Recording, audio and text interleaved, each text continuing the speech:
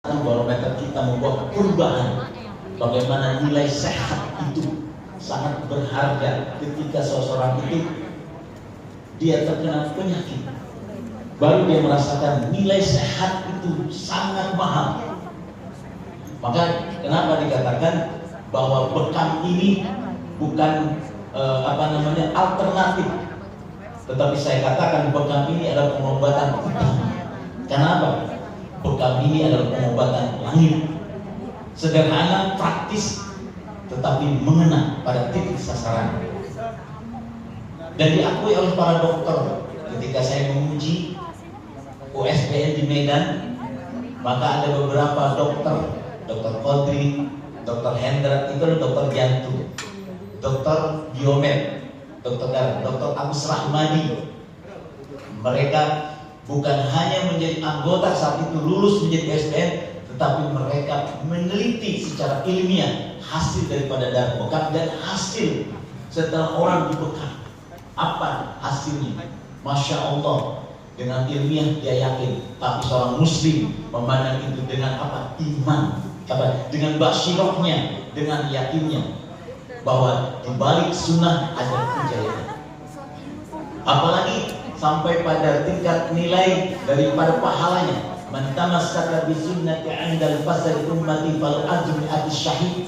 Siapa saja orang yang mengikuti sunnahku di zaman yang fasad, maka pahalanya 100 mati syahid. Insya Allah kalau Allah terima, cukup memasukkan seorang hamba ke dalam surga. Ini kemuliaan daripada bekam. Apalagi kita yang mengusung bekam, mendakwahkan bekam, mempraktekkan bekam, menyampaikan bekam.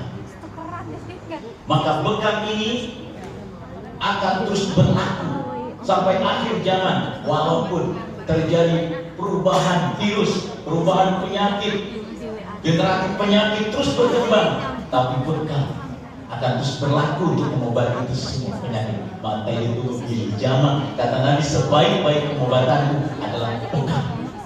Ini lisan yang mulia. Wa ma yantiqu 'anil hawa in huwa illa wahyuha. Apapun yang disampaikan Nabi sallallahu alaihi wasallam bukan berdasarkan nafsunya, tapi wahyu. Maka hadirin yang mulia, saya berterima kasih semua ikhwah yang hadir di sini, berarti ada tumbuh kecintaan kepada sunnah Nabi, bukan karena PBI-nya, bukan karena undangan dari perkumpulan bekam Indonesia-nya, tapi insya Allah karena tumbuh dari kolbunya cinta kepada Nabi-nya. Maka ulama mengatakan, Habib Umar mengatakan, dalam kehidupan ini tidak ada yang berarti dalam hidup ini. Yang berarti dalam hidup ini, yang dipikirkan, yang dibayangkan, yang ditatap adalah Nabi Sallallahu Alaihi Wasallam. Karena apa? Yang dibayangkan, yang direnungkan, yang dipikirkan apabila Nabi Sallallahu Alaihi Wasallam itu yang bisa mensaafati kalian kelak nanti di akhirat. Bukan siapapun, tapi Nabi yang mulia, Nabi Muhammad Sallallahu Alaihi Wasallam itu. Maka seorang pembekam kalau dia membekam dengan dihadirkan Nabi Sallallahu Alaihi Wasallam dalam pembekaman itu, kecintaannya, mahabbahnya, maka akan tumbuh rasa kasih sayang kepada pelayannya, orang yang dibekam, karena kecintaannya kepada Nabi. Harapan saya ketika taklim bekam ini dihidupkan, maka kita ada kecintaan rinduan menambah hasanah ilmu kita. Maka hadirin ikhwatal iman rahimahullah, maka saya berharap kepada penca-penca mungkin yang hadir saat ini, taklim bekam bukan hanya diadakan oleh peng, tapi harapan saya setiap masjid-masjid ada taklim bekam, setiap masjid-masjid ada rumah bekam. Maka saya teringat Ketua Umum kita Dr. Jailul Akbar mengatakan, harapan saya ke depan seorang pembekam punya klinik, minimalnya dia hadir di dekat masjid agar jemaah masjid itu sehat, bukan rohaninya sehat, tapi jasmaninya juga sehat. Walaupun dikatakan kesembuhan, kesehatan yang utama dalam diri seorang mukmin adalah qalbunya, tetapi ternyata bekam berfungsi mengobati apa? Qalbunya, apa itu? Jantungnya, kekuatan daya dorong darahnya, rajanya yang bergerak di dalam faktor ataupun di dalam unsur tubuh seseorang, itu kalbunya atau jantung, maka bekam sangat berpotensi membantu kinerja jantungnya. Nah, harapan saya begitu. Jadi bagaimana hari ini kita berdakwah bukan hanya untuk diri kita. Bagaimana satu rumah, dua pembekam. Masjid punya rumah bekamnya, geria sehat bekamnya di masjid. Dan saya telah buktikan, saya sudah bikin geria sehat PSD. Maka jemaah masjid di sini berbekam mereka di geria sehat, nggak jauh-jauh. Harapan saya begitu. Minimal sehat abi dan uminya, anak-anaknya, tetangganya berbekam. Dan bekam itu belajar 2 hari dengan SOP dimudahkan dan bisa langsung berbekam. Tapi top, jangan sampai di situ. Ada namanya USBN, ikut ujian standarisasi. Maka di sini yang hadir sudah ada sebagai anggota, sudah ada pengurus Pemda, Pemja, bahkan ada anggota muda di sini yang sudah belajar bekam tapi belum ikut ujian. Cuk tangan gimana? 1, 2, 3, 4, 5, 6, 7, 8. Di belakang ada yang belum ikut ujian. Masya Allah ya, banyak ternyata. Harapan saya antum semua nanti pada tanggal berapa? 26, 27 Februari kita akan adakan hajat besar di Banten ini. Apa itu? Ujian standarisasi. Kenapa ikut ujian? Bukan wajib, bukan. Tapi kita ingin punya payung, punya ikatan yang kuat, punya ukhuwah, punya marwah. Dalam apa? Dalam bingkai perkumpulan bekam Indonesia. Kalau kita sudah mengikat pada perkumpulan bekam itu, ada punya kekuatan ukhuwah, punya kekuatan satu hati. Biayanya nggak seberapa. Bekam presiden saja, satu presiden kita bekam mungkin selesai daripada 1,5 juta. Benar nggak? Pernah membekam dikasih 1,5 juta? Ada kok orang yang membekam dikasih mobil, Ustaz? Ada. Ya. Jadi caranya bisa mencicil, ya kan? Bisa cari target klien, ikut ajarkan. Kalau kita nggak ajar, nggak ada persungguhan, nggak ada cinta, nggak ada mahabbah, pasti banyak sejuta alasan. Nggak punya duit lah, harus bayar anak sekolah lah, harus bayar ini, sejuta alasan. Tapi kalau sudah cinta, mau ukhuwah, mau menyatukan diri kita dengan payung hukum, payung dakwah kita, perkumpulan bekam Indonesia yang sudah bekerja sama dengan Kemenkes, pasti dia usahakan untuk ikut serta di dalamnya, masuk di dalamnya. Kalaupun ada orang mengatakan, Ustaz, walaupun ikut PBI ada ini dan itu, ingat perjuangan Nabi SAW untuk agamanya bukan keringatnya yang menetes, darahnya yang menetes untuk sebuah agama. Itu Nabi SAW. Nggak ada yang namanya agama itu datang ke Indonesia di bawah angin, di bawah hujan, di bawah air. Bukan. Ada yang memperjuangkan agama itu. Kalau bukan kita seorang muslim membawa perubahan bekam ini, pengobatan sunnah, pembuatan langit ini yang dibawa Nabi ini, kalau bukan kita siapa lagi? Baru saja kita diuji. Katanya peraturan 102, peraturan 03 dan sebagainya, lemah. Mau bikin surat harus ada aturan ini dan itu, lemah.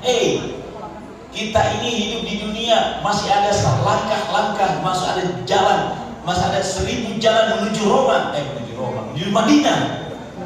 Masih ada ribuan jalan. Tetapi sedikit saja masalah, sudah saya ngapain ikut PBI juga, susah-susah gitu. Bukan begitu. Kalau kita tidak ada tantangan dalam dakwah, namanya bukan dakwah. Justru membawa perubahan umat kepada kesempurnaan paripurna pengobatan Nabi harus ada perjuangan. Kalau tidak ada perjuangan, itu namanya bukan dakwah. tidur saja di rumah sampai nunggu disolatkan. Kecuali sudah masuk kubur, baru nggak bisa ngapa-ngapain. Mau keluar pun beramal soleh sedikit saja nggak bisa. Tapi saat ini kita sama-sama perjuangkan bagaimana kibarkan daripada pengobatan sunnah ini. Allahu Akbar. Bekam sunnah itu bukan mengobati sakitnya, ingat, tapi penyakitnya. Ada orang sakit hari ini, pusing kepalanya, ingin hilang sakitnya, dia beli obat hilang penyakit sakitnya, tapi penyakitnya tidak hilang. Tapi wallahi, saya ngejalanin bekam ini, sudah banyak orang-orang yang melakukan bekam secara preventif, badannya makin sehat, makin daya tahannya kuat. Kenapa? Karena dia telah mengamalkan sunnah Nabi SAW. Langsung pada fokusnya, pada titik sasarannya sesuai sunnah Nabi. Karena diajarkan SOP, titik-titik standar sunnah Nabi di PBI dengan para ahli. Dan ini kebaikan. Jadi saya harap kepada teman-teman yang hadir saat ini, mari kita bersemangat. Yang belum jadi anggota PBI, ayo ikut UFBN. Yang belum ikut latihan SOP, ayo ikut latihan SOP. Yang sudah menjadi keluarga PBI, ayo kembangkan dakwahnya. Taskil ajak semua orang-orang untuk ikut pelatihan bekam dan berbekam. Mungkin hanya itu yang bisa saya sampaikan. Saya terlalu menggebu-gebu karena melihat semangatnya bapak-bapak yang jauh dari ujung Teluk Naga, Masya Allah hadir. Mungkin ada yang sakit dulu dan sebagainya, tapi semangat ibu siapa yang dari Teluk Naga itu? Bu Lilis, Masya Allah, ini adalah semangat kita. Maka pagi hari ini saya membakar antum-antum semua, hati-hati antum semua, jiwa-jiwa antum semua untuk semangat mengembangkan dakwah kita. Allahu Akbar. Allahu Akbar. Subhanallahumma wa bihamdihi asyhadu an la ilaha illa anta astaghfiruka wa atubu ilaik. Assalamualaikum warahmatullahi wabarakatuh. Waalaikumsalam warahmatullahi wabarakatuh.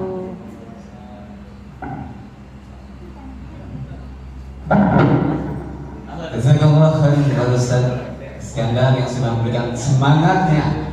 Takbir! Allahu Akbar. Takbir! Allahu Akbar. Allahu Akbar. Baik, Bapak Ibu sekalian, tiba saatnya ucapkan ahlan wa sahlan bi hudurikum pada Ustaz Sodikin Al-Hajjab yang insyaallah pada hari ini, pagi hari ini kita akan mendapatkan materi tentang manfaat bekam terhadap pemulihan pasien stroke. Insyaallah Bapak Ibu sekalian bisa memanfaatkan momen ini untuk sama-sama belajar. Mudah-mudahan juga kita yang hadir di sini memberikan kontribusi terhadap saudara-saudara kita yang terkena stroke dengan bekam, insyaallah.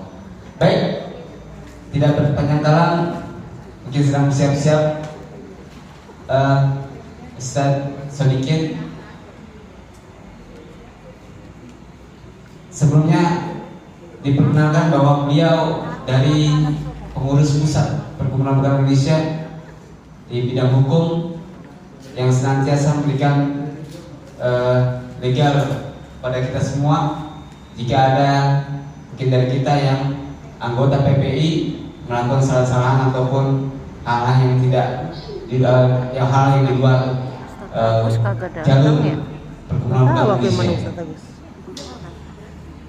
Insyaallah stroke ini memang penyakit yang banyak di Indonesia ini terutama. Bahkan banyak sekali dari kita semua ketika menterapi pasien stroke juga sangat-sangat berpikir keras bagaimana yang bisa sembuh, bagaimana bisa tangan bisa gerak lagi, bagaimana pasien stroke ini bisa kembali normal seperti sedia kala. Dan itu harapan pasien juga harapan kita tentunya. Bapak sekalian, saya yakin bahwa teman-teman di sini sudah pernah bahkan mendapatkan pasien-pasien stroke, betul nggak? Dan berbagai macam cara teknik mungkin dikeluarkan, ya, bagaimana untuk bisa membahagiakan keluarga pasien stroke. Karena memang insan stroke itu memang insan-insan yang apa ya, perlu ujiannya itu memang ujian kesabaran tingkat tinggi, baik insan struknya maupun keluarga yang merawatnya.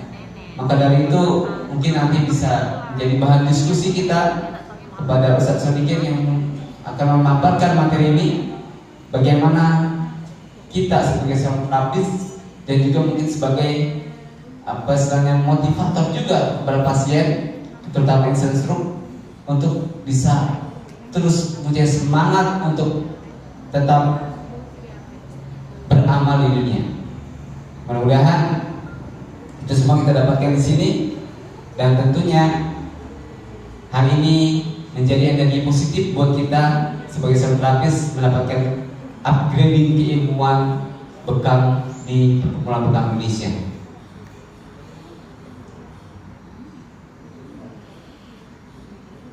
Baik Bapak Ibu sekalian, insya Allah sebentar lagi kita akan sambut beliau dengan takbir bersama.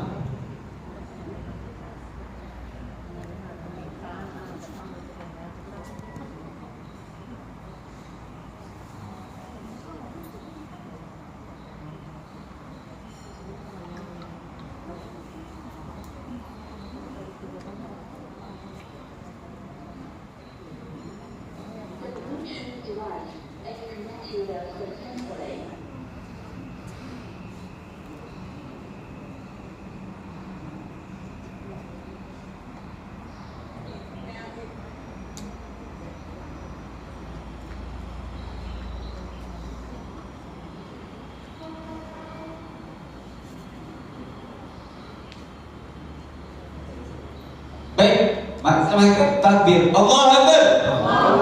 Allahu Akbar. Allahu Akbar. Ya, Pak Kasar Sakit, waktu Pak dipersilakan.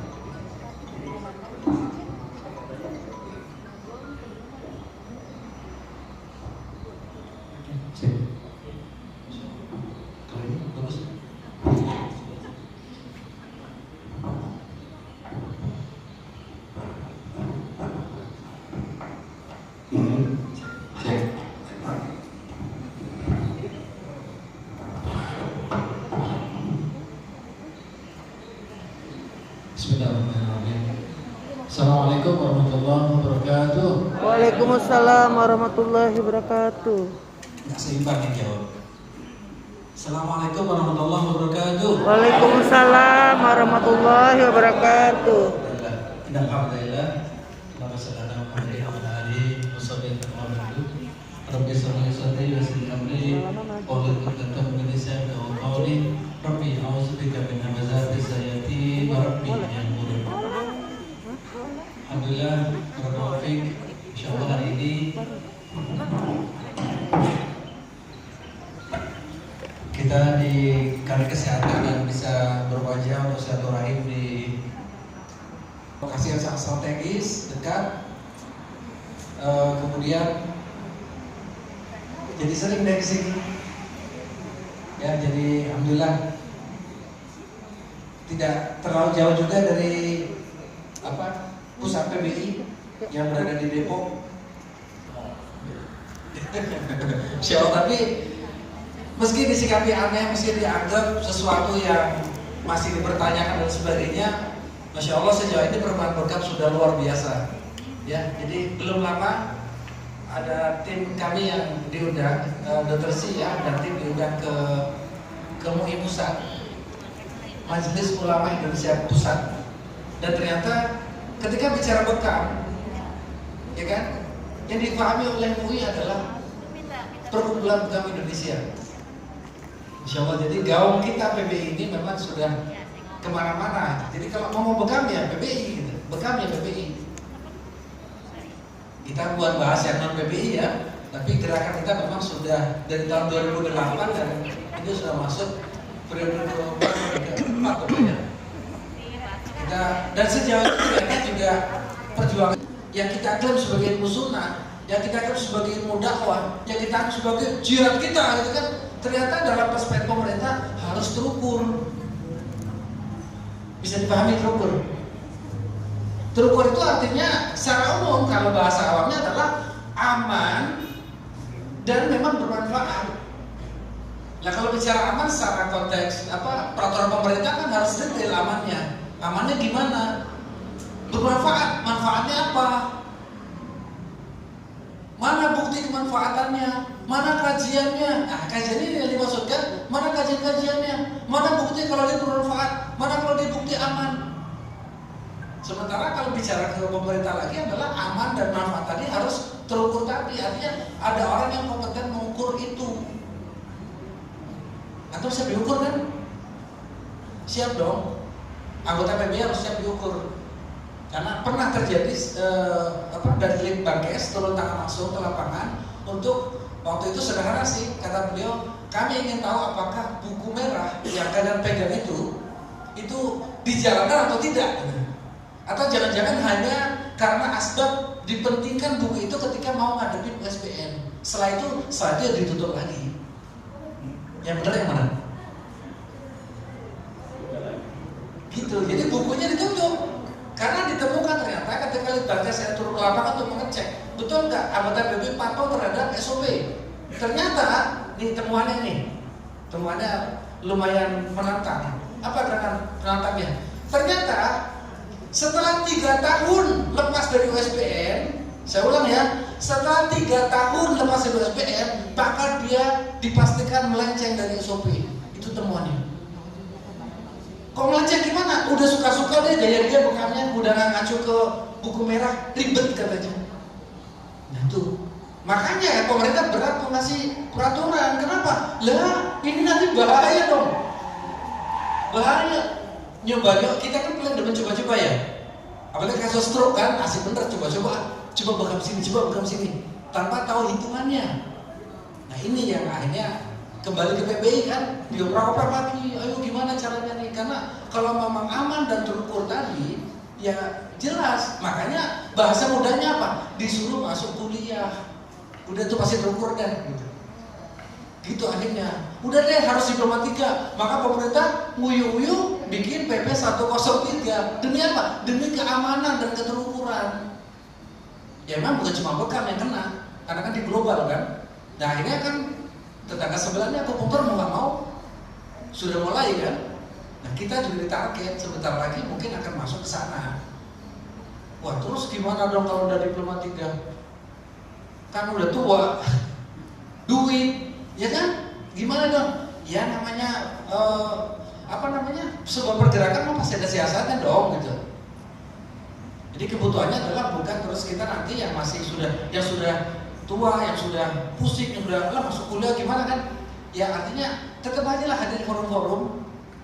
Jangan mundur gitu. Karena apa? Karena forum seperti ini akan terus digiatkan. Jadi sambil menunggu program pendidikan yang resmi jadi benar, maka kita tidak berhenti untuk edukasi. Nah ini PR buat seluruh Pemda Pemcap. Akhirnya ditekan bener dari pusat, bikin acara. Mudah-mudahan nanti kalau terukur Pemda Banten ada catatan di pusat ternyata bagus kegiatannya, biasanya dapat apa keluar Kernas? Dapat hadiah ya. Jadi dipancing gitu kan. Nah kenapa? Karena dulu nih anggota PBI itu komplain, marah, bahkan kalau saya bilang marah ke PBI kenapa ya? Karena lu masuk PBI doang, udah ujiannya bayar, begitu udah selesai ujian, diem, nggak ngantuk ngapa-ngapain.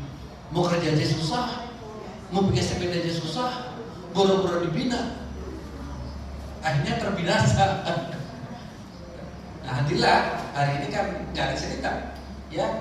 Kalau PBI pusat sendiri periodik selama sebulan ini paling nggak diupayakan 2 kali ada Zoom meeting nasional, ya kan? Siapa yang suka hadir? Ya hadir ya. Jangan bilang gaptek, HP saya error, saya nggak bisa laptop, nggak punya pulsa. Itu klasik tuh, nggak ada yang gitu-gitu. Karena ruangnya udah dibuat, sebulan 2 kali ada Zoom meeting nasional ya, ada upgrading. Kita cari pemateri yang bagus, ditambah lagi 2 kali di PP pusat, di daerah juga ada kayak gini. Cuma kalau minimal sebulan sekali, berarti kan 3 kali kan? Itu 3 kali belum yang terbuka dari daerah lain. Karena Sumatera Utara sering bikin acara nasional, Jawa Barat tantangan juga bikin acara nasional, belum Jawa Timur. Lah masih bisa toh, berarti bisa tiap minggu belajar. Kalau tiap minggu mau belajar, ya kita mah jadi berani aja gitu. Artinya ya walaupun belum kuliah gitu ya, ilmu kita udah lumayan gitu. Jadi kalau mau klaim, bahasa klaimnya apa? Tuh yang beri tanda tangan. Nanti jadikan sebagai klaim. No, sertifikat saya banyak. Kenapa? Karena beliau-beliau yang suka mengukur kita, saya ulang ya, beliau-beliau yang suka mengukur kita, nanti ukurannya akan dilihat dari portofolio berapa banyak kita punya sertifikat. Tapi sertifikatnya nggak fiktif ya, memang hadir, begitu. Jadi kejar terus, wes tumpuk aja sertifikat, biarin gitu kan. Tapi dipraktekkan juga lah gitu ya. Itu di situ dilihat. Belum lama kemarin saya ikut uji kom pendidikan sebagai pendidik bekam. Ternyata ujung-ujungnya apa?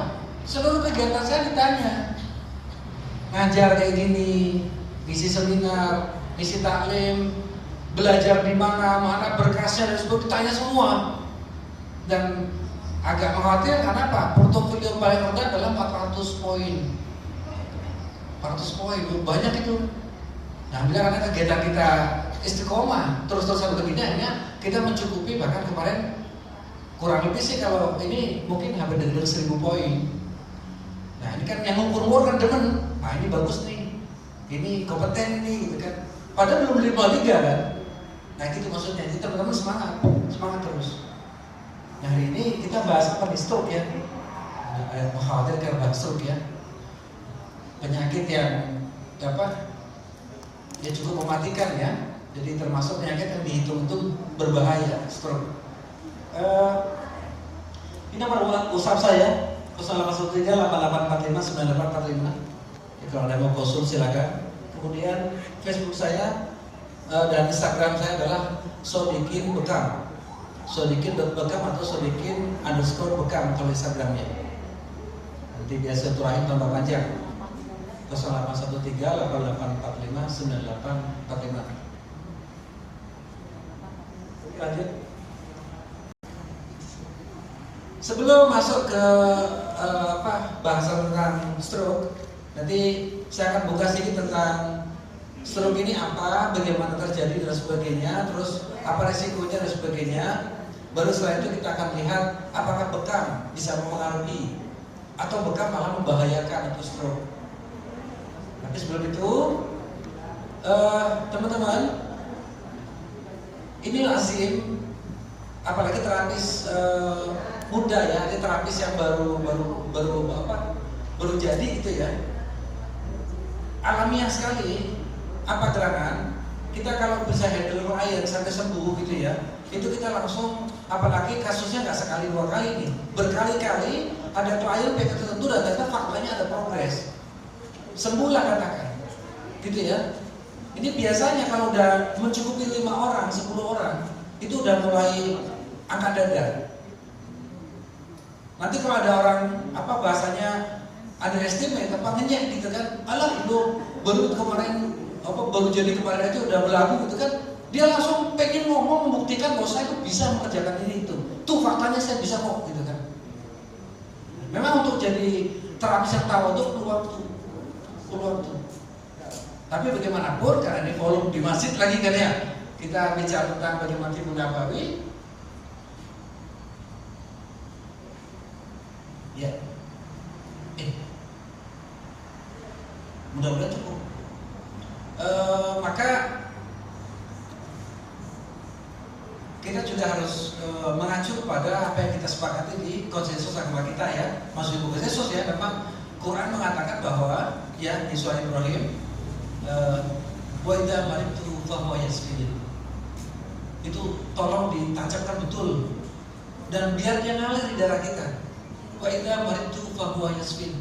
Kita ini bukan apa-apa, bukan siapa-siapa. Tangan kita ini nggak bisa ngapa-ngapain. Kenapa? Karena semua itu asbab diizinkan sama Allah. Jadi meskipun bolak-balik masuk kelas, nanti pendidikannya luar biasa, ngerti herbal macam-macam, terapinya sakti mandraguna gitu kan, sembuh nggak sembuh itu bukan Anda yang menyembuhkan. Itu prinsip kita di Islam. Jadi dari awal harus yakin kuat bahwa ya kita nggak bisa apa-apa gitu. Ini bukti kemarin teman-teman, saya off nggak membuka main. Ini kemarin berapa bulan nggak bisa program saya. Kenapa? Karena ternyata betul kuasa Allah gitu loh. Apa karena ini otot jempol nih di pangkal belakang sini, ini ototnya cedera otot. Akhirnya apa? Ini nggak bisa bergerak. Begini nih sakit luar biasa. Megang kok kan jempol kan berperan loh. Megang kok kan jempol berperan loh. Gak bisa megang ini.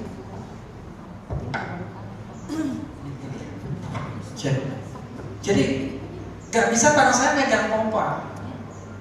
Wah bener juga. Ya kasarnya ngomong kurang canggih apa gitu loh. Mau trik seperti apa? Ternyata kalau bilang suruh off ya off gitu. Gak bisa ngapa-ngapain. Mijit aja gak bisa. Mijit kan pakai tangan kan, jempol, dominan kan gak bisa. Oh bener ya Allah lagi suruh saya istirahat, ya istirahat, gak bisa ngapa-ngapain gitu. Nah gimana kalau kita mau klaim-klaim sombong tadi kalau saya serba bisa, saya bisa mengerjakan dan itu, nyata Allah yang mengerjakan itu. Jadi waidaman itu bahwa yasir itu dulu sebelum kita masuk bahwa kita akan mengasih sesuatu.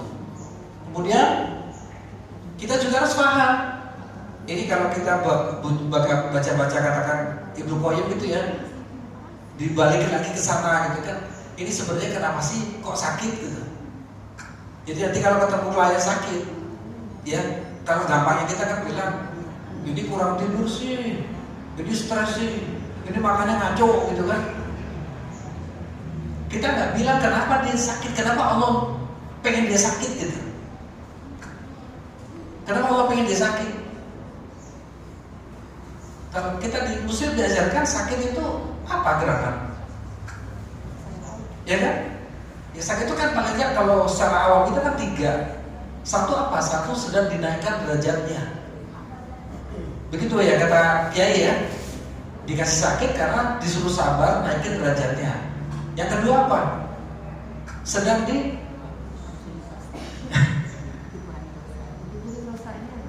lagi dihapus susahnya gitu kan? Atau bahasanya kadang-kadang lagi ditegur, diingatkan sama Allah, suruh diem sebentar. Ini dikasih sakit, suruh istirahat.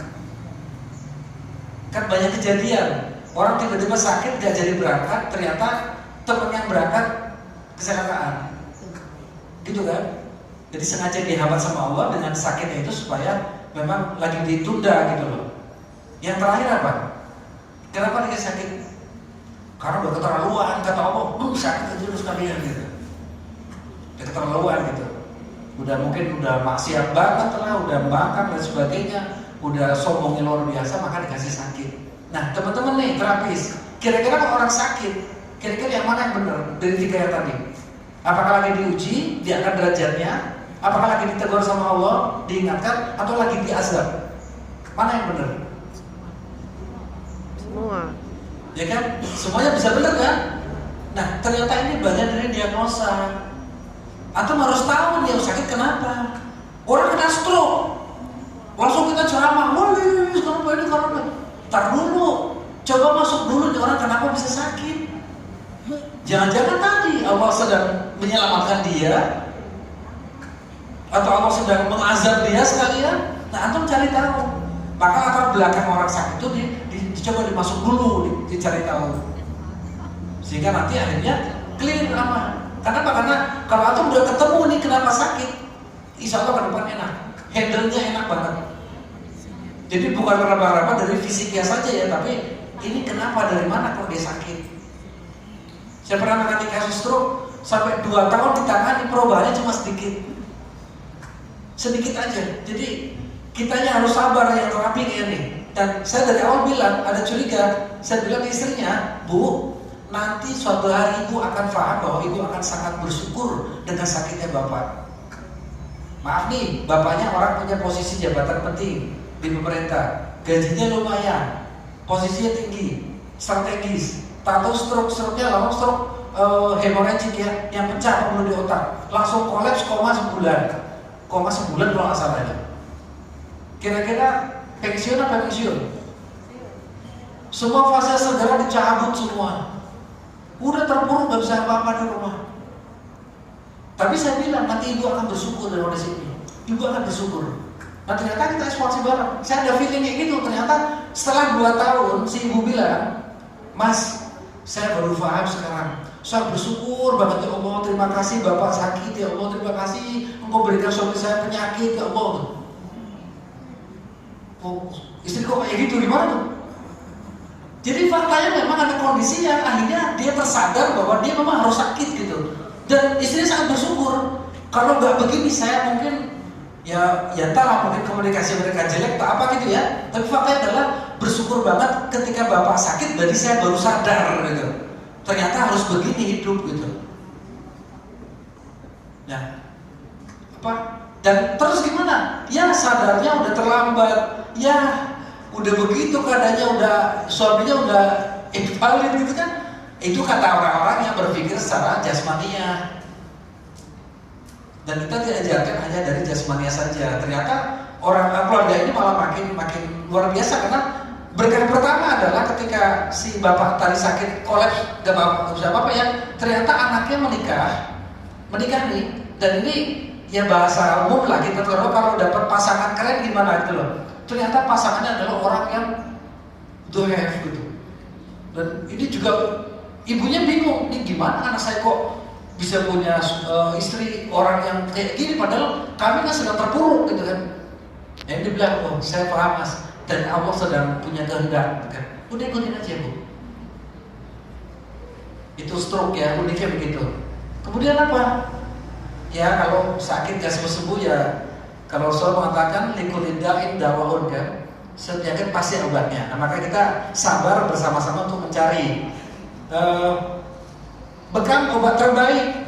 Inna afdolama atau itu bil hijamah. Dalam kasus stroke, apakah betul bekam terbaik? Ini juga harus fair memahaminya. Ini bukan lakukan degradasi atau kita mengurangi kekuatan bekam ya, tapi memang kita harus fair bahwa bekam itu adalah inkondisional istilahnya. Jadi kondisinya harus sesuai. Kalau nggak sesuai malah drop. Nanti kalau drop dibilang lah sunnah Nabi salah. Ternyata yang salah ilmunya, belum nyampe. Tapi bahwa bekam adalah terbaik, betul terbaik kalau tepat. Nah kita nyari ketepatannya nanti, tepatnya bagaimana sehingga ini memang terbaik. Jadi memang kalau kasus stroke malah hati-hati banget bekam itu. Kemudian maksimalkan sinergitas. Maksudnya gimana? Mungkin teman-teman karena ilmunya udah luar biasa, karena Anda berpikir ya apalagi yang memang benar-benar lagi antusias sama bekam ya. Bekam kan segala macam penyakit itu bisa selesai. Titik al-kahil, titik bainal katifain ini Rasulullah katakan adalah menyembuhkan segala macam penyakit. Penyakit apalagi tidak sembuh dengan bekam di sini gitu. Cuma tadi memahaminya harus kena gitu. Maksudnya bagaimana sih Rasulullah ngomong seperti itu? Terus dapat terus kena. Dan kita maksimalkan sinergitasnya, karena kalau kita bicara Tibbun Nabawi, pengobatan Islam itu ya, kita harus melakukan pengobatan secara holistik. Tadi pertama kan saya tanya, ini orang sakit kenapa? Allah ada urusan apa sama beliau sampai sakit? Itu dulu. Jadi selain bekam, dan Ibnu Qayyim selalu menjelaskan bahwa apa? Orang kenapa sakit kaitan nutrisi ini pasti dua. Jadi kalau kaitan nutrisi ya, nutrisi itu kan bisa herbal ya atau apa? Seseorang kalau dia kelebihan unsur, dia sakit. Seseorang kalau kekurangan unsur, dia juga sakit. Nah ini diagnosa juga. Ini orang stroke ini kenapa? Secara umum stroke itu akibat apa? Darah panas. Darah panas. Oke, kenapa darahnya panas? Darahnya bergejolak, Pak. Kenapa bergejolak? Karena hipertensi hatinya panas. Hati panas. Kenapa hatinya panas? Karena dia menjadikan air dan ginjal panas hatinya. Air tidak bisa memimpin hati. Air tidak bisa mengendalikan hati. Ya, karena air adalah organ ginjal. Jadi airnya Itu organ panas. airnya kering jadinya ya, karena kepanasannya. Iya. Jadi kenapa bisa sepanas itu sampai kering airnya, sampai ginjalnya juga kekeringan? Karena dari panas hati dia menjadikan air dan ginjal. Gitu ya? Iya. Ada kaitan nggak? Orang ini kira-kira happy aja nggak? Kenapa bisa kena penyakit kayak gitu? Enggak. Nah, kenapa nggak happy? Kira-kira? Karena pemikirannya, Pak. Nah, Emosi. itu sumber penyakitnya bukan? Iya. Nah, kan artinya fair ya. Kita nggak bicara tentang penyakitnya secara langsung yang di depan mata. Nah, tadi happy nggak happy? Psikisnya problem. Mau dibekam, sok bekam puluhan kali. Ya kalau ngaruh, syukur alhamdulillah. Cuman nggak akan cepet larinya. Kenapa? Karena bongkar dulu nih masalahnya. Jadi saya memang sering banyak pasien konseling ya Ustaz. Kemarin terakhir tuh ada konsul lagi perihal masalah reproduksi. Afan, saya tanya kok ini kayaknya ada kasus sama sebelah deh gitu kan. Bagaimana suaminya gitu kan, ternyata Masya Allah jadi berat banget. Ternyata mereka sedang proses divorce ya, dan 3 tahun digantung. Apa yang problem? Lalu reproduksi si perempuannya problem parah gitu. Bilang waduh ini gimana, terapinya apa Ustaz? Dikasih herbal apa? Nah, jawab coba, kan susah kan? Ya diisah dulu lah, dijelasin dulu tuh, beresin urusan mereka berdua gitu, baru bisa di treatment. Nah nanti teman-teman mulai ketemu stroke tuh gitu banget kira-kira, gitu banget, artinya gitu banget, dia pasti terkait dengan hal yang kaitannya ke psikis tadi, pasti. Maka nanti cari ini kenapa sih kok orang kok bisa sampai segini ya kan? Kalau dari teori-teori nanti fisiknya sih asik aja, bilang aja tadi hatinya kepanasan, dia nyedot air di ginjal, kebakaran semua habis, darahnya kering, hipertensi. Itu teori kita kan. Tapi kan kenapa bisa kita seperti itu? Yang lain kayak gitu kok, dia doang sampai tekor tuh sumurnya gitu kan. Yang lain nggak tekor sumurnya. Nah, ini ada pasti ada problem kejiwaan. Nah, makanya Ibnu Qayyim nyatakan di buku beliau ya, di Adib Nabawi itu di halaman berapa? Halaman 3 atau 4 masalah. Di awal banget beliau bilang penyakit manusia itu ada 2, kata beliau. Dan redaksi yang beliau tulis adalah pertama adalah penyakit jiwa. Penyakit jiwa. Yang kedua baru beliau bilang penyakit jasmani.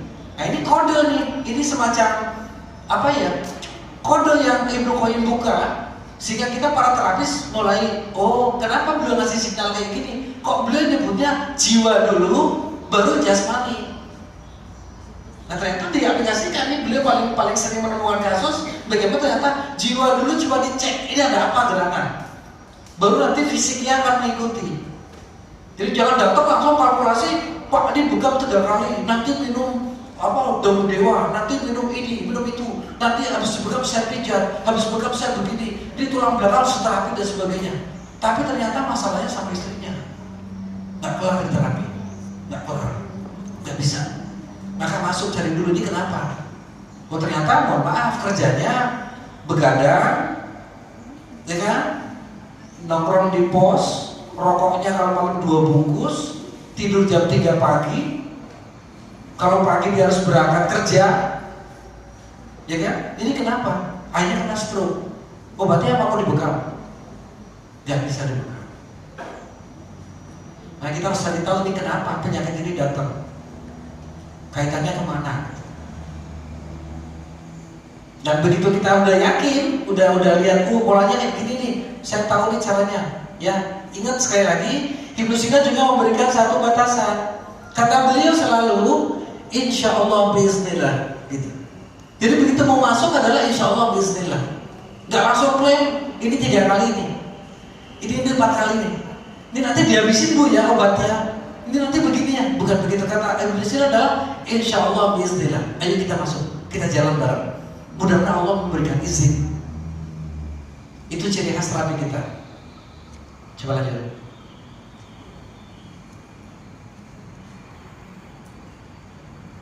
Ini contoh ya, serangan stroke.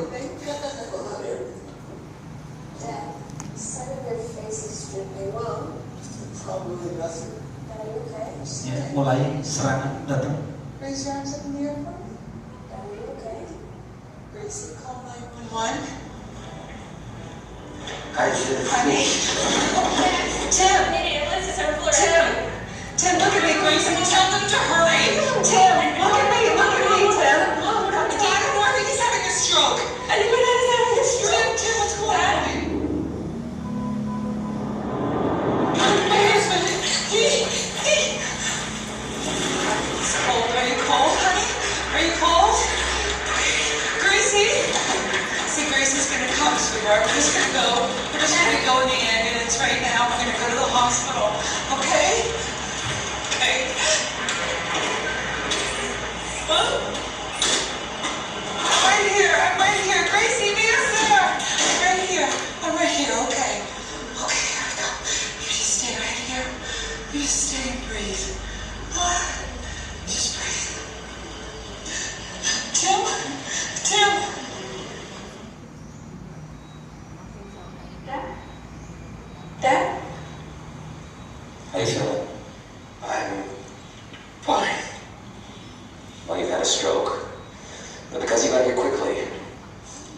Oke, cukup.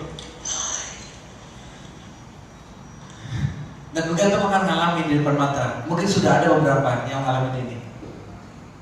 Nanti kita bicara kiatnya ya. Kita harus bagaimana cara kita menghadapi kondisi darurat seperti tadi. Ini karena tadi beliau mau bilang namanya nanti ada treatmentnya. Bagaimana ada hitungan itu adalah 3 sampai 6 jam pertama. Itu harus ditangani cepat. Kalau terlewat 6 jam, maka secara umum permanen. Udah sakitnya udah susah gitu, bener-bener jadi cacat gitu. Tapi kalau 3 jam pertama tertangani, insya Allah selamat. Nanti ada tips lagi, tips lapangan bagaimana cara kita tindakan supaya benar-benar aman. Sambil jalan ya. Memang begitu kalau udah datang serangan, insya Allah. Dan subhanallah, ibu saya baru seminggu yang lalu terkena serangan kedua. Tapi hari ini cara lagi, bisa langsung ke toilet lagi ke belakang sendiri. Dalam seminggu udah langsung recovery. Nanti saya berbagi bagaimana cara triknya, ya Allah alam, apakah ini karena ketepatannya atau apa, tapi beliau alhamdulillah nggak kenapa-napa gitu loh. Terjadi serangan, terjadi kejam, terjadi luar biasa seperti tadi, tapi tertangani. Oke, ya stroke ya. Ini jadi sederhananya stroke itu apa? Stroke itu terjadi apa? Terjadi gangguan ya, atau gangguan aliran darah ke otak. Itu gampangnya begitu. Stroke itu adalah gangguan aliran darah ke otak. Kenapa ada gangguan? Maksud gangguan apa? Dia nggak ngalir ke otak. Dan secara umum beberapa mengatakan bahwa 2 menit ya, 2 menit benar-benar nggak ngalir itu udah mulai problem serius. Maka ketika ada golden period namanya tadi 3-6 jam betul-betul tidak tertangani, dia rusak permanen di otaknya. Maka itu benar-benar cacat. Nah ini berarti kecepatan kita. Ya hari ini alhamdulillah rumah sakit deket lah gitu ya. Atau kita nanti terapis yang mau punya trik gimana cara cepatnya untuk menangani itu. Tapi memang keadaan ini bukan keadaan yang kita anggap keadaan biasa gitu. Memang keadaan darurat. Jadi 3 jam pertama kata tangan itu berisiko banget gitu ya. Nah stroke itu ada 2. Stroke karena sumbatan. Sumbatan itu maksudnya darah ngalir ke otak tapi tersumbat. Jadi nggak ngalir ya, putus ya. Stroke iskemik namanya. Jadi tersumbat. Ada stroke yang kedua adalah pecah, langsung pecah di dalam. Ini bukan nggak ngalir tapi bludrah gitu ya. Dan itu tetap ganggu, malah itu lebih berisiko. Nah kasus bekam yang berisiko terhadap stroke itu adalah yang terjadi rata-rata dalam bekam sebagai pemicu stroke yang hemorrhagic, yang pecah. Ini kenapa bekam itu sangat hati-hati karena nggak tepat. Jika tidak tepat, yang terjadi malah pecah pembuluh darah. Jadi di bekam malah kena stroke. Orang dibilang stroke yang diobatin, gitu kan, ini malah kena stroke. Nah biasanya sih belum kena stroke sebelumnya. Begitu di bekam langsung pecah di tempat lalu terjadi stroke. Tapi cirinya sederhana itu kalau yang begitu. Ciri-ciri umum yang di bekam lalu problem kena stroke,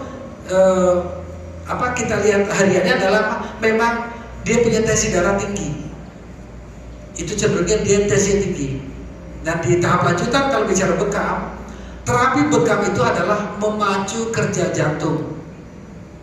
Sekali lagi, terapi bekam itu memacu kerja jantung. Lah kalau tensinya udah tinggi, udah di ujung, lalu di bekam banyak seluruh tubuh misalnya, jantungnya kan pelopotan, tambah kenceng gitu loh. Tambah kenceng di sini udah gak kuat, pecah.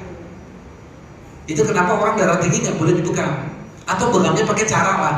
Nggak sembarangan bekam aja. Itu kenapa kita mesti ngukur ini orang aman nggak dibekam. Ya kalau yang perawat yang dikeluarkan pakai tensi. Kalau yang bukan kita bisa ukur pakai nadi. Nadinya ini nadi tinggi apa nadi rendah. Kalau nadi yang tinggi yang serupa dengan hipertensi tadi berarti kita hati-hati. Apakah nggak boleh? Ya tetap boleh dibekam, cuman ada caranya. Gitu. Jadi nggak main hantam bekam, tahu-tahu ritme jantungnya naik, tahu-tahu pecah. Nah, ciri-cirinya kalau yang hemoragik gara-gara dibekam, ciri-cirinya tadi secara umum dia darahnya tinggi, itu satu. Yang kedua dalam proses bekam, ini yang sering kejadian, lagi dibekam dia muntah. Itu ciri-ciri lanjutannya, dibekam muntah. Setelah muntah dia langsung jatuh. Itu hampir pasti itu hemoragik, itu kena serangan stroke, itu pecah pembuluh di otak. Masalahnya adalah apa? Allah alam usia ya, tapi beberapa kasus yang sempat terjadi stroke yang model begini, ini langsung koma. Dan resiko fatalnya adalah nggak pulang lagi. Nah itu kenapa bekam akhirnya tadi keterukurannya diperhitungkan, karena bisa berbahaya sampai ke sana. Jadi stroke itu ada dua, stroke sumbatan, ada stroke pecah pembuluh darah. Dua-duanya sama-sama aliran darah ke otak berhenti, maka dia terjadi kerusakan saraf otak. Itu stroke. Lanjut. Nah ini tensi ya. Ini saya maaf ke tensi karena ini paling lazim kita paham mudah ya. Kita nggak mengukur pakai nadi atau apa, tapi ini paling sederhana mudah supaya kita mengkomparasi ke lapangan gampang gitu ya. Atau kalau udah ada tensi kita bisa nanti minta tolong ke perawat atau tamu dan diukur berapa gitu ya. Tapi kurang lebih kalau dia sudah 140 ke atas itu udah dia namanya high pressure ya. Tensinya dicenderung tinggi 140 ke atas. Berarti kita udah mulai pasang hati-hati. Jangan main hantam aja, lihat trennya. Trennya tuh gini, ini orang biasa di tensi berapa kan? Kalau orang tua kan sering banget tuh bolak-balik kontrol ya. Tanya, Pak biasanya tensinya berapa gitu. Jadi saya pakai tensi supaya mudah ya, supaya mudah ya. Karena lazim gitu kan. Kalau dia saya biasa di 110 gitu kan. Tapi waktu itu pas mau dibekam ternyata ditemukan 140. Nah kita wajib curiga tuh. Ini lagi apa nih, kurang tidur ya? Habis ngapain? Habis makan apa gitu kan? Habis makan apa gitu kan? Curiga.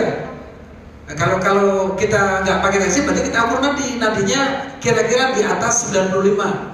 Itu udah kita curigai. Kok nadinya tinggi amat? Ini malah ada 100. Waduh.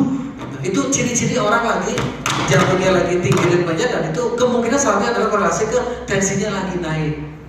Ciri umum yang umum lazim apa? Ini darah ini telapak tangannya merah banget. Kalau umum kita kan di sini merah ya, yang kolesterolan gitu ya. Tapi kalau tensi udah mulai tinggi, seluruh telapak tangan tuh memerah. Jadi kita pencet putih, lepas merah lagi gitu. Itu ciri. Terus yang paling mudah lagi kalau memang udah deket banget, udah puncak, biasanya wajahnya juga merah. Pernah suatu hari ada yang datang konsul, saya bilang, antum cek darah, cek sekarang. Ternyata begitu pulang langsung stroke. Dia bilang saya pusing, saya bilang astagfirullahaladzim, itu merah semua. Cek aja, cepat ke klinik. Dia nggak klinik pulang, mau istirahat. Ternyata sampai rumah stroke. Jadi ada ciri-ciri ya, ketahuan gitu.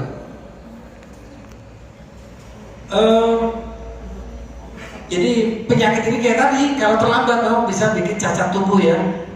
140 tuh warning ya, tapi emang lihat usia juga sih, lihat usia.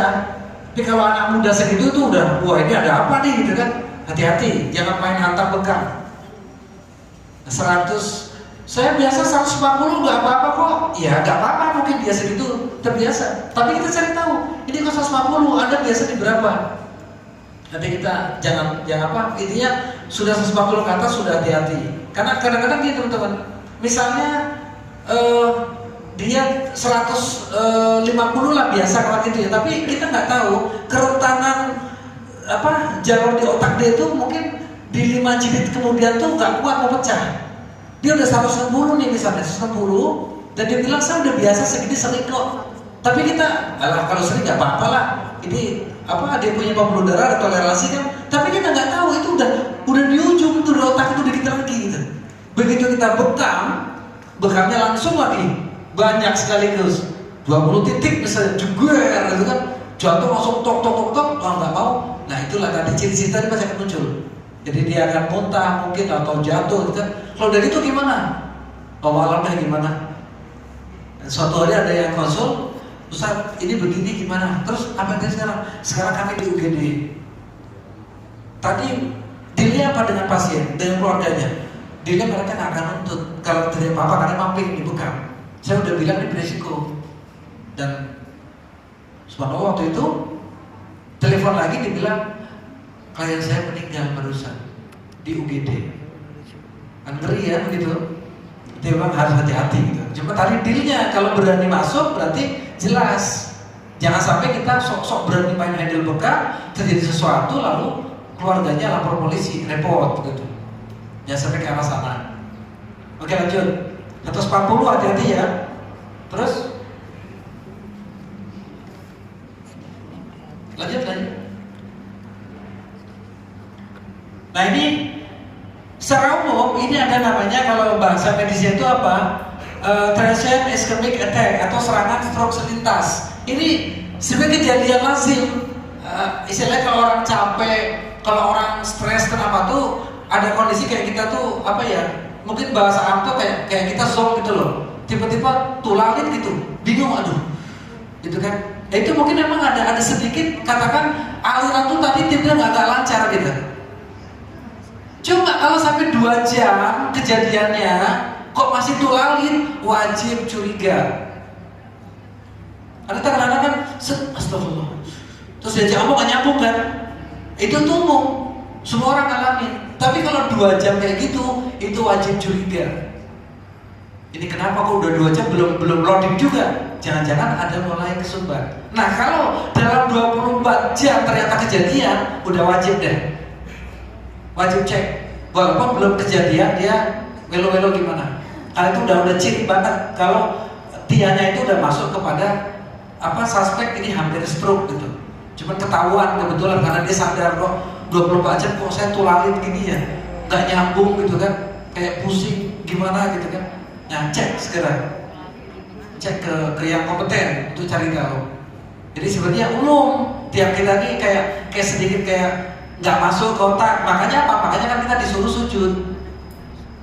Sujud 5 kali itu adalah mengalirkan bagian badan yang tidak teraliri oleh darah. Nah kalau nggak sujud juga ya di situ repotnya. Jadi sujud itu ternyata dalam bahasa sainsnya adalah manusia dipaksa untuk dia mengalirkan ke bagian terkecil di otaknya supaya teraliri. Kenapa? Karena dia memang kan stand up begini, terus stand up komik berdiri terus. Orang kan sehari-hari begini kan, jadi nggak nyampe ke atas. Itu tuh lazim. Dan ternyata berkahnya Islam adalah apa? Harus sujud. Kenapa? Karena teraliri kembali dan itu 5 kali minimal. Itu saintis yang menemukan langsung sadar itu. Oh ternyata begini caranya Islam itu dipaksa karena otak itu tidak pernah 100% teraliri penuh darahnya gitu. Cuma tadi sekali lagi kalau 2 jam tulalin curiga. 24 jam tulalin, wah itu kok belum stroke? Buru-buru periksa. Takutnya memang udah masuk ke level dimana sudah hampir terjadi apakah sumbatan? Ya yang paling lazim sumbatan biasanya kalau begitu. Kalau pecahkan langsung ya, langsung tepar kayak tadi ya. Tapi kalau sumbatan memang itu halus, lemes dulu, ngeleyeh dulu. Ini kok kenapa Bi? Nggak tahu Mi kok. Itu ya, mikirnya lama banget itu. Ini kenapa biasanya cerdas kok nggak cerdas? Itu wajib curiga. Jadi kalau 2 jam kayak gitu curigai. Kalau lebih dari 2 jam ke 24 jam itu resiko takutnya iskemik lagi nanti.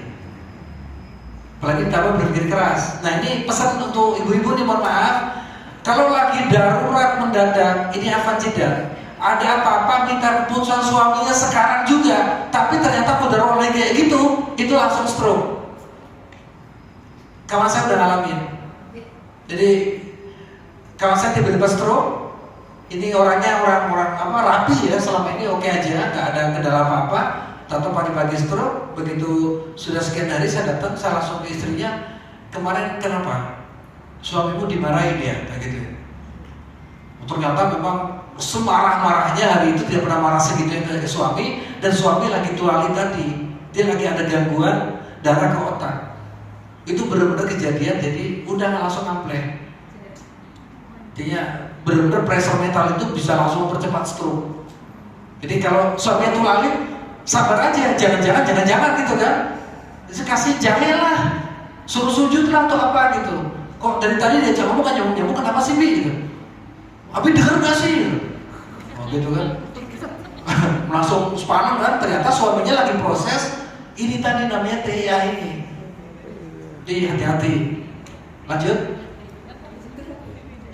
Nah ini ada 10 keadaan yang memang apa ya? Kayaknya haknya dia untuk kena stroke nih. Orang punya hak kena stroke, ya. Kalau apa? Kalau tekanan darah tinggi, kencing manis, punya jantung koroner, peminum alkohol, kolesterol tinggi, merokok, kemudian kegemukan, ada gangguan fungsi pembekuan darah, stres, dan malas bergerak. Itu resiko terkena stroke-nya tinggi. Nah kalau dari sini kira-kira solusinya bukan? Bukan tuh. Ini kalau dilihat dari penyakit tekanan darah tinggi, kencing manis, jantung koroner, alkohol, kolesterol tinggi, merokok, kegemukan, stres, kira-kira sakitnya di mana? Coba cek sakitnya di mana nih? Sakitnya di mana? Kenapa orang merokok nggak mau dibilangin gitu? Di kalbu ya. Itu dia di situ. Ada yang masalah di sini.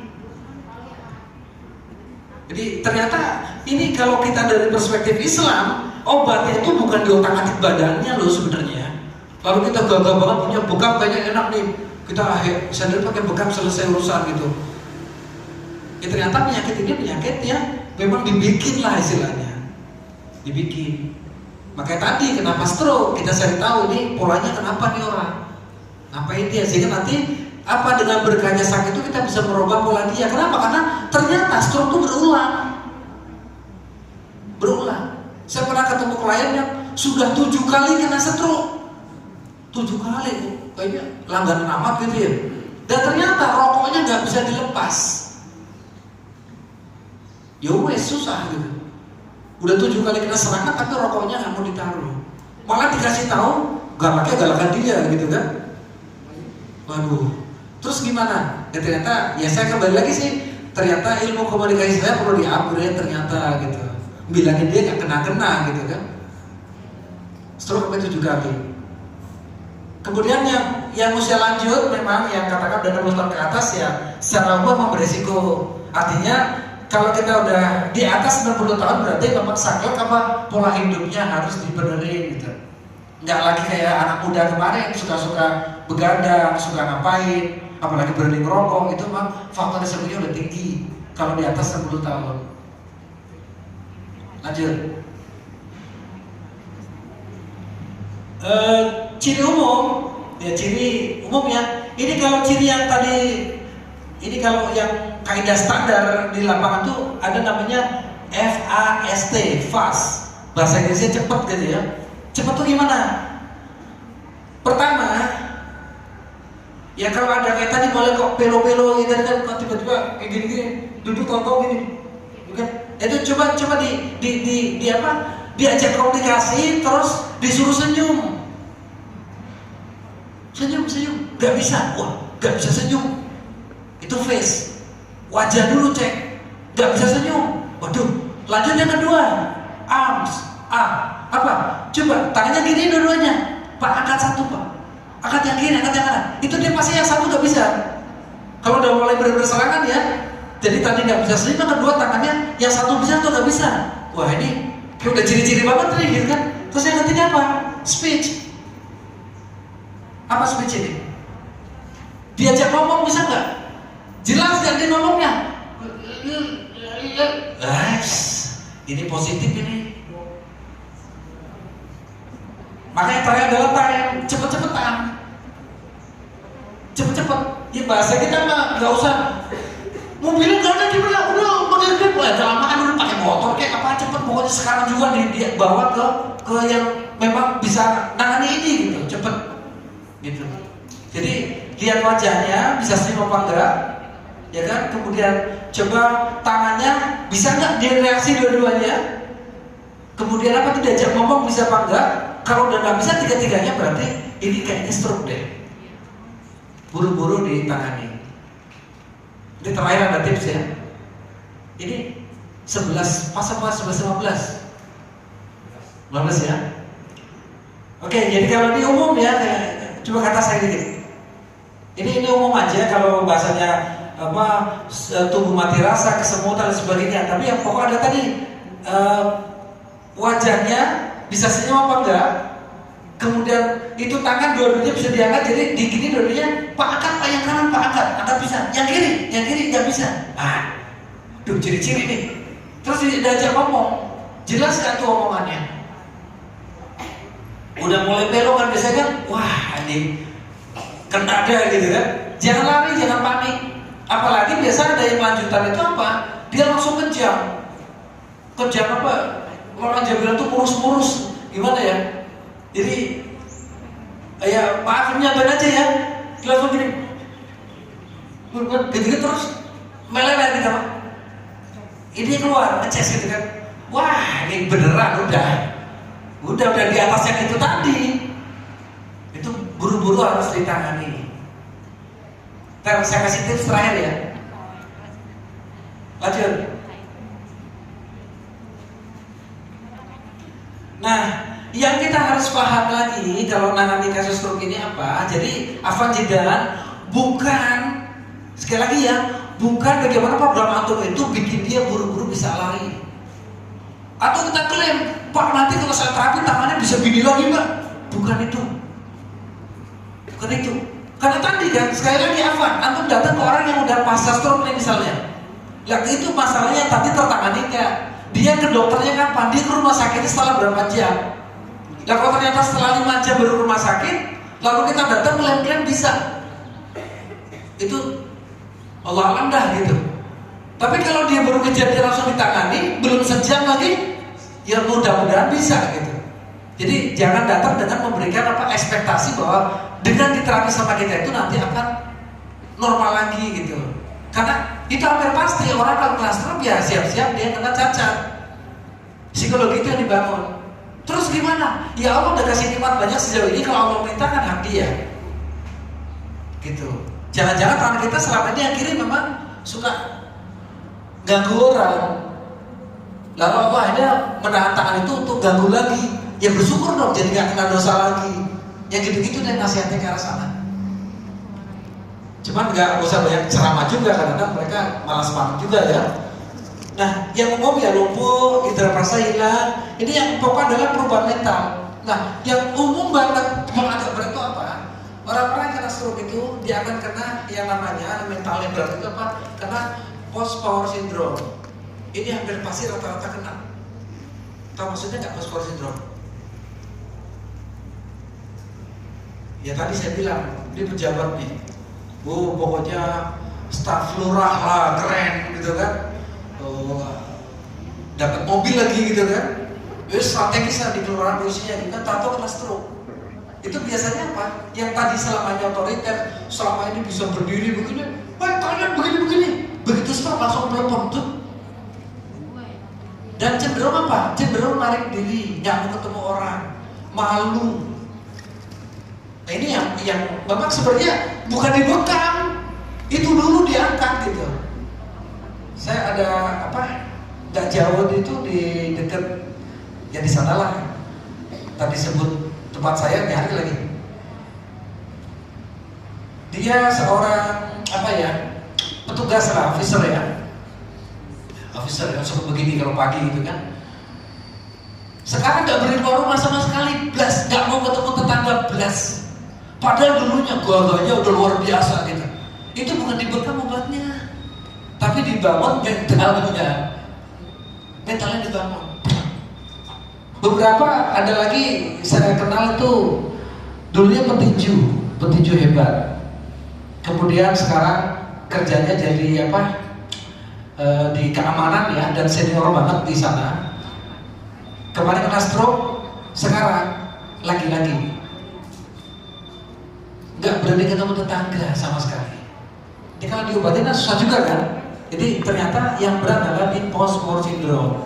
Ya artinya Kalau ada undangan pembekal diundang untuk terapi stroke, maka siapin perbekalannya seluas itu. Jangan pikir terus saya nanti bekam di mana ya, di tangan, di kaki, di punggung, di kepala. Bukan itu gampang. Tapi mental tadi, ini orang jangan karena post-war syndrome. Jangan-jangan penanganannya terlambat. Tadi di atas 6 jam, nanti permanen cacatnya. Jangan-jangan ada urusan psikologi yang berat. Itu pikir dulu. Sehingga begitu masuk kita nyaman kan, pelan-pelan dia akan diekspor. Kenapa nih orang? Oh ternyata betul. Nggak rata-rata kita temukan memang ada masalah keluarga lah, masalah pekerjaan lah.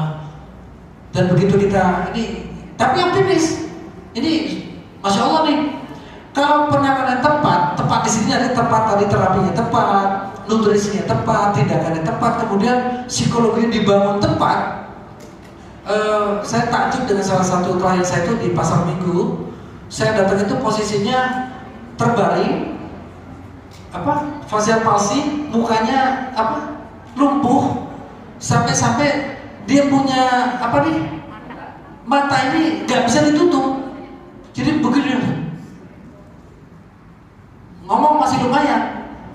Saya bilang waktu itu, Pak maaf, Bapak sudah ke rumah sakit? Belum. Kalau urusan begini bukan urusan saya Pak, ini urusan ahlinya yang ngepegang. Karena ini harus tindakan medis. Saya nggak bisa gitu kan. Ya ternyata orang ini ternyata butuhnya support psikologi waktu itu. Jadi begitu klik kena, saya terapi kurang lebih 4 bulan. Dengan waktu itu saya datang antara 2-3 minggu sekali saya datang. Hari pertama tiap minggu saya datang, bukan dibekam terus ya. Tiap minggu saya datang, saya terapi apa aja gitu kan, bekam macam-macam. Nah, sebulan itu bulan pertama 4 kali datang, bulan kedua turun 3, bulan ketiga dan sebagainya turun lagi, sampai 4 bulan beliau bisa bawa motor lagi, bisa naik motor. Nah ternyata apa? Kata beliau, problem saya ternyata bukan di fisik, tapi di sini. Sekarang jadi ustadz. Iya, kerjaannya kalau ada orang sakit didatengin. Kamu tahu saya sembuh, kamu tahu saya sakit dulu kan? Saya sembuh karena saya dapat nasihat dari ustadz. Sekarang saya mau nasihatin kamu, gitu. Kayak gitu sekarang kerjaannya, nasihatin orang. Jadi apa? Ada perubahan radikal di jiwa dia, ya kan? Dan dia cepat bangun di situ. Maka nanti teman-teman balapnya belajar hal baru. Mudah-mudahan nanti panitia atau juga suatu hari akan mengundang pemateri yang bahas masalah kejiwaan juga ya, biar terapinya nanti lebih lengkap gitu kan. Ya di sana ternyata pengaruh banget gitu. Oke, jadi depresi daripada orang kena stroke itu fakta ya, itu fakta betul, dan itu harus jadi katakan poin bahwa kita harus punya kemauan untuk bagaimana mengangkat mental dia dulu sebelum diterapi apapun. Karena rata-rata adalah, apalagi orang-orang hebat kalau kena stroke itu rata-rata kena post-war syndrome, dia langsung drop, langsung jiwanya terpuruk. Kan orang jadi nggak bisa ngapa-ngapain di kursi roda begini doang kan. Nah kita bangun dulu mentalnya, jangan buru-buru nawarin, Pak nanti kalau dibekam bisa jalan lagi gitu. Ya itu sambil jalan lah gitu. Lanjut. Ini biasa aja lah, nanti bisa saya bagi materinya ya. Ini ciri-ciri aja, dia kena stroke kiri, stroke kanan. Jadi kiri sama kanan tuh nanti beda manifestasinya. Ya misalnya kalau stroke kiri tidak bisa bicara, lumpuhnya sebelah kanan, kemudian gangguan pandangan di kanan, gangguan membaca dan menulis. Ya, kalau yang otak kiri problem, dia di logicalnya problem. Biasa yang ngampleng yang kanan. Nah kalau terbalik yang problem di otak kanan, keadaannya adalah dia fungsi sensorik, kemudian lebih ke bukan yang tadi logicalnya ya, lebih dia nanti diajak bicara yang jauh-jauh itu gak akan nyambung gitu. Oke, dilewatin aja. Nah ini kita bicara bekam untuk stroke ini, ada 3 hal penting yang kita harus pahamkan. Pertama adalah apa? Mudah-mudahan bekam, kalau kita cepat bisa tindakan bekam, tapi rambu-rambunya begini teman-teman. Rambu-rambunya begini. Stroke, terutama yang stroke pecah pembuluh darah, kapan kita bisa masuk untuk handle bekam ke beliau? Ini saya bicara tingkat paling aman ya, bukan yang sok-sok berani masuk, bukan yang aman. Kalau dia kena serangan stroke, lalu masuk rumah sakit, ini biar recovery dulu. Kira-kira untuk aman kita minta setelah 2 pekan. 2 pekan masa kritis sudah kelewatin, dia udah masuk rumah sakit, biasanya semingguan tuh. Jangan perlu langsung dibekam, genapkan sampai 14 hari. Kalau kita diundang datang, mungkin bukan bekam dulu, terapi yang lain dulu. Tadi kan ngecek motivasi, cari tahu masa lalu dia, sambil dipijat-pijat. Ya mungkin kalau mau terapi yang lain dipijat gimana, atau tapi bekamnya kalau mau aman nih, tunggu setelah genap 14 hari. Kenapa? Karena kerusakan di otak yang pecah tadi supaya sudah mulai rapi dulu gitu. Jadi kalau kita nanti mau bekam, sodokan jantung ini nggak ganggu lagi ke sana gitu. Itu umum. Jadi kalau mau amannya adalah tunggu 14 hari baru dieksekusi bekam. Kalau nggak masuk rumah sakit gimana? Gitu kan? Misalnya orang-orang yang rata-rata yang iskemik ya, yang sumbatan itu rata-rata nggak masuk rumah sakit. Dia cuma ditangani di rumah dan tahu-tahu besok udah lumayan seger lagi ya. Tapi itu waspada, itu stroke kemarin dulu ya, stroke ringan dulu bilang gitu kan. Nah tetap dalam arti di sini adalah ketika masuk di bekam, maka jangan main hantam langsung bekam dengan banyak titik. Nanti ada titiknya saya sebutkan, udah masuk dulu ke titik yang harus dulu deh gitu. Kenapa? Karena kita lagi ngenalin bekam ke tubuh dia supaya nanti tubuhnya ada hal baru yang dia coba bikin sistem dulu gitu. Apalagi kalau nggak pernah bekam. Kalau bekam rutin nggak stroke nggak? Ya tipis sih kemungkinannya. Ya makanya kan biasanya kita dipaksa datang tuh karena orang yang nggak pernah bekam. Kalau yang bekam rutin, insya Allah sejauh ini sih jarang yang kena stroke ya kalau bekam rutin. Ya makanya setelah itu kan kita nasihatin, nanti setelah ini bekam rutin Pak. Gitu. Jadi sekali lagi kayak yang stroke yang di rumah, yang iskemik, yang sumbatan, yang dia 2-3 hari udah kelihatan pulih, ya tetap aja jangan langsung main hantam, mainkan halus dulu. Karena yang pokok tadi adalah apa? Kita cari tahu ini kenapa kena stroke itu dulu, sehingga nanti pemetaannya dapat. Ya kalau faktanya dia demen banget makanan-makanan yang kolesterol tinggi, rokoknya kuat, itu dulu kejar deh. Kejar dulu dinasihatin gimana caranya. Pak kemarin bapak kan kalau malam tuh soalnya iya kayak sempur gitu kan. Ya emang kan faktanya memang itu pengaruh gitu kan. Ini Masya Allah nih selamat ya, Allah masih sayang sama bapak. Tapi aduh lah, direm lah gitu kan. Kita nasihatin dulu. Tapi kalau fakta memang dia stroke hemorrhagic yang pecah, masuk rumah sakit, tunggu genap 14 hari baru dibekam. Insya Allah aman untuk kita. Jadi apa? Pertama fungsi kita adalah apa? Mengurangi kerusakan saraf otak. Ya, bekam ini pengaruh ke sana. Jadi kerusakan akibat stroke itu bisa ya nggak langsung ya, memang prosesnya panjang, tapi secara awam adalah dia nanti ke sana arahnya. Jadi saraf otak itu kayak distimulasi balik atau apa oleh bekam. Maka nanti udah kebayang titiknya ya. Berarti kita main bekam di kepala. Nah, bekam kepala kan saat tertentu berlaku.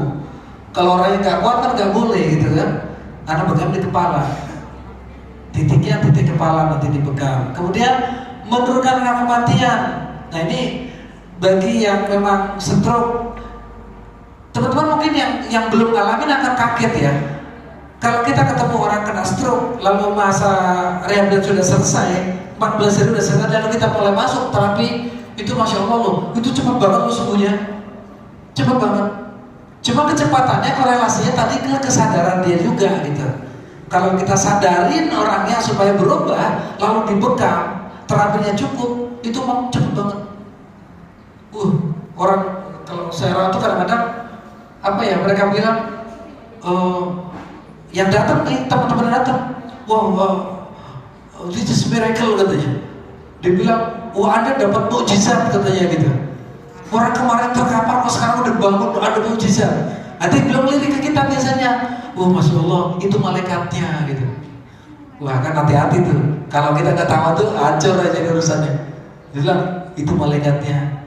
Kita dibegituin sama dia kadang-kadang.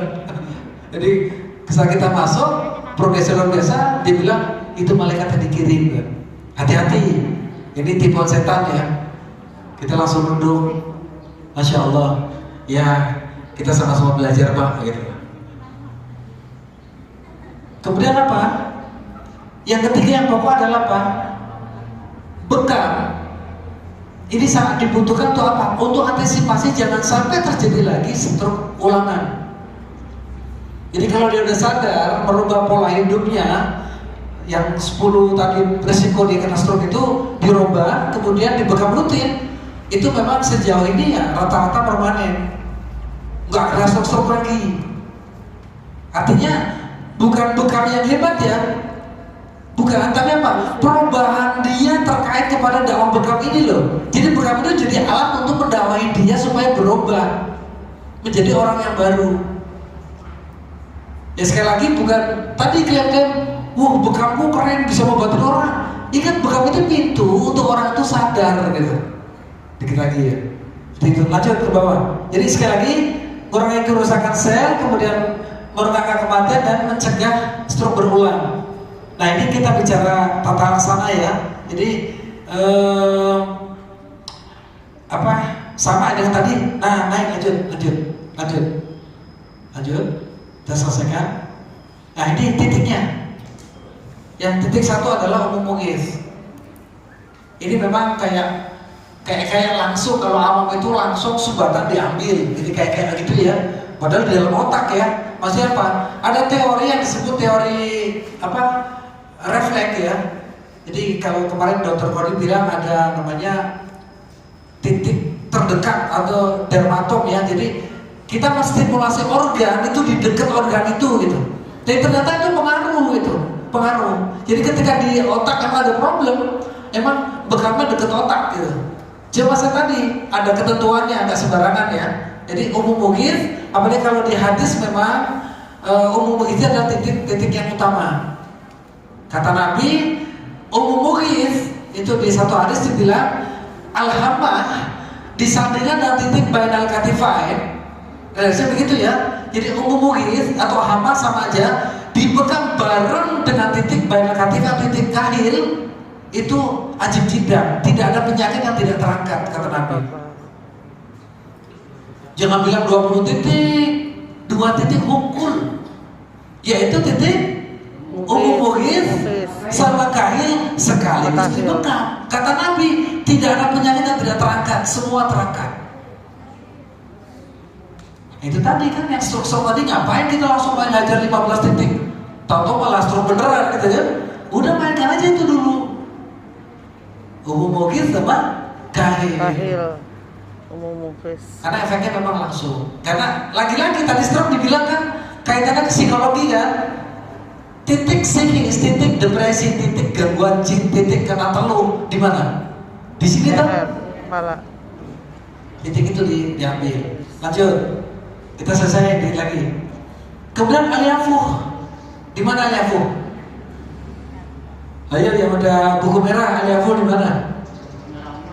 Di? Ini bukunya ketinggalan bener nih. Ketahuan, bukunya udah dibuka-buka nih. Di mana al-yafuh? Di ubun-ubun. Hadisnya agak unik sih. Nabi ketika selesai bekam di sini beliau bilang, ditanya apakah siapa sih Abu Hindur itu sudah nikah atau belum gitu. Suruh nikah gitu. Emang agak unik. Jadi nggak tahu dia rahasia apa. Suami-suami yang kurang gairah coba bekam di sini deh. Biar desire-nya naik gitu. Biar dia khayalnya naik gitu. Bekam di sini. Jadi bekam di ubun-ubun ini menguatkan daripada umum mughis tadi. Ya, lanjut. Kemudian titik aras di mana? Di mana? Aras di seluruh kepala. Di titik mana saja yang ditumbuhi rambut selain yang disebutkan pertama itu umum mughith adalah sama al-yafuh.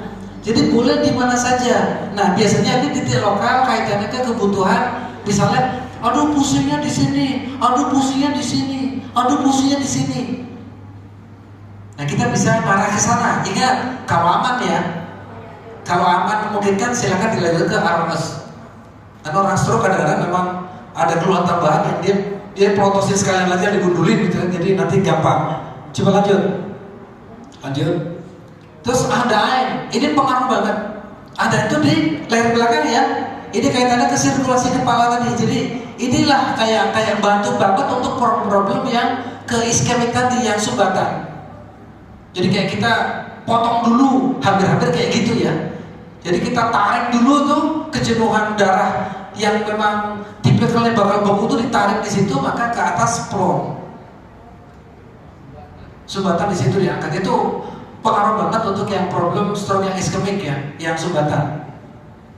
Ya kalau nanti ketemu yang kayak gitu, memang salah satu trik kadang-kadang sederhana, tapi terakhirlah triknya nanti ke sana. Oke lanjut, ada ain. Kemudian al-kahil, nah ini titik sentralnya. Tadi Nabi mengatakan al-hama atau mughith plus kahil itu mengangkat seluruh penyakit. Itu bisa menjadi acuan utama ya. Jadi jangan pikir buka kaki, buka tangan itu dulu kerjain deh. Artinya aman, orangnya nggak berisiko banget gitu kan. Lanjut, ada lagi?